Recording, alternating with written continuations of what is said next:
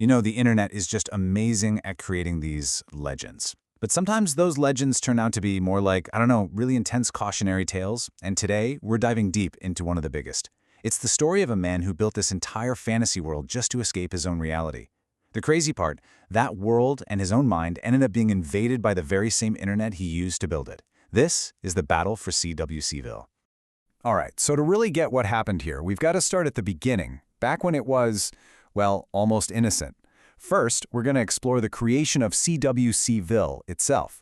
Then, we'll watch as trolls launch two completely different kinds of attacks. After that, we'll look at the creator's truly desperate final move. And finally, we'll try to step back and figure out what it all means. All right, so first up, a world of his own. You know, every story needs a setting, right? Well, for this one, the setting is a really blurry line between imagination and full-blown delusion. Let's talk about CWCville, a fictional city that, for its creator, became way more real than the actual world outside his window. So this is it. This is CWCville. Before any of the internet craziness, before the webcomic, it was literally just this, a Lego city built on a table in a bedroom. This place became the main setting for his webcomic, Sonichu, which, if you don't know, is this really bizarre mashup of Sonic the Hedgehog and Pikachu. That comic became the core mythology for his entire world. But here's the thing you have to understand. This was not just a hobby. For him, it was a kingdom. It was a sanctuary. It was the one place where he was the absolute, undisputed ruler. But CWCville wasn't some happy utopia for everyone living there. No, it was a utopia specifically for its creator. I mean, think about it. It was basically a totalitarian dictatorship with him as the mayor for life. It was his personal safety blanket, right? A place where all the people who wronged him in real life could be defeated in the pages of his comic. And here's the part that changes everything. Eventually, he started to believe it actually exists, like for real. So, what happens when you take a deeply personal, private fantasy world like that, and you put it all online for the world to see? Well, it becomes a target. And the first major invasion of CWCville wasn't about force. It was about something way, way more insidious. It started with a fake romance. Yeah, this quote right here. I can tell in my heart Julie is 19. This is pretty much where the walls of CWCville started to just crumble. A troll who went by the name Blue Spike created this fake online girlfriend, Julie, and he just zeroed in on this profound sense of loneliness and used it to gain incredible emotional access. This was the start of a really cruel campaign of psychological manipulation. And just look at this timeline. It shows you how fast and how cruel this all got. It starts in December 2008 with Julie appearing online. By February, just a couple months later, he's convinced she's been kidnapped, and he actually drives to a fake address in Ohio to rescue her. That same month, Blue Spike coerces him into making an infamous sex tape, and then, by March 3rd, it all comes to a head. Blue Spike forces him to perform some incredibly humiliating acts before finally revealing the whole thing, that Julie was never real, it was all a lie. I mean, this got so bad, so extreme, that even other trolls, the very people who were there to laugh and mock him, they were horrified.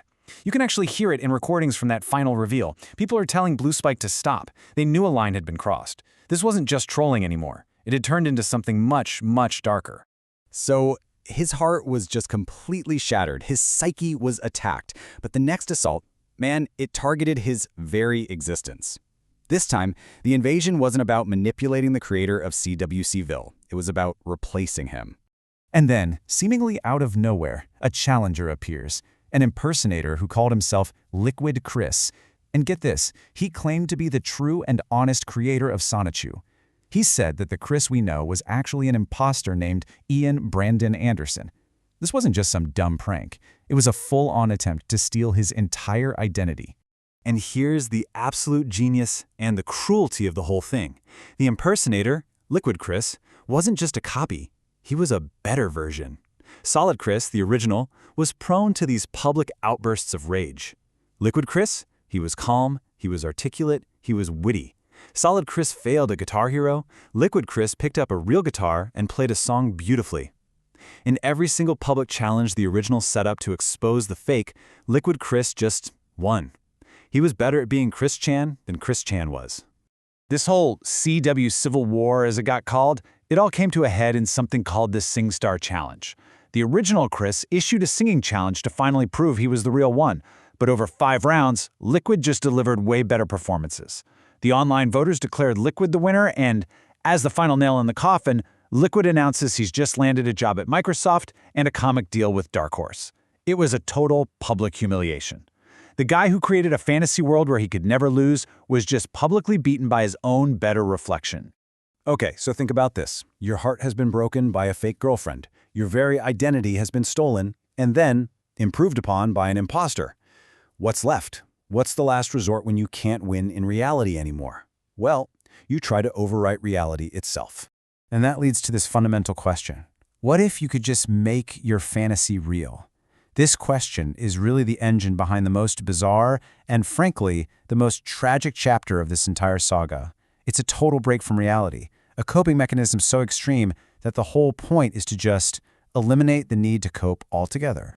And his answer was something called the dimensional merge. So the idea here was this prophesied apocalyptic event where our world, our dimension, would literally combine with the fictional CWCville dimension. Sonichu, all his comic book characters, heck, all fictional characters ever, would suddenly become real. And in this new merged world, he wouldn't just be the mayor of CWCville. Oh no, he would ascend to godhood. And look, this wasn't just some passing daydream. This became an all-consuming, deeply held belief. He believed in an impending apocalypse that would finally prove him right, that would validate his entire life and his fantasy world. And just to show you how real this was to him, he was once seen at a McDonald's, scribbling on a napkin, doing the math for how many people would die during the merge.